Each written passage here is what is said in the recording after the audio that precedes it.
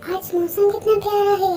तुमने नोट किया कितनी प्यारी हवाएं चल रही हैं, एकदम ठंडी ठंडी हवाएं।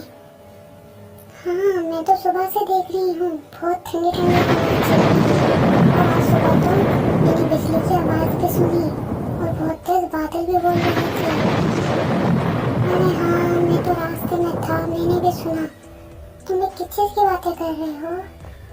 हम लोग तो बता रहे हैं कि आज सुबह से मौसम बड़ा खूबसूरत है। क्या तुमने नोटिस नहीं किया? मैंने तो सुबह बारिश की गड़गड़ाने की आवाज़ सुनी थी। मेरे को तो पता ही नहीं, मैं तो अपने बॉयफ्रेंड में आराम कर रहा था। शायद बहुत तेज़ बारिश होने वाली हो। मैंने सुबह के टाइम हाथियों को उनके झुंड के साथ जाते देखा था। शायद वो भी अपने घर की तरफ जा रहे हों। जंगल में काफ़ी रौनक मची थी। हाँ, ये सब बारिश के आने के इम्कानात होते हैं। चलो हम भी अपने अपने घरों की तरफ चलते हैं और आराम करते हैं। क्या पता बारिश बहुत तेज़ हो।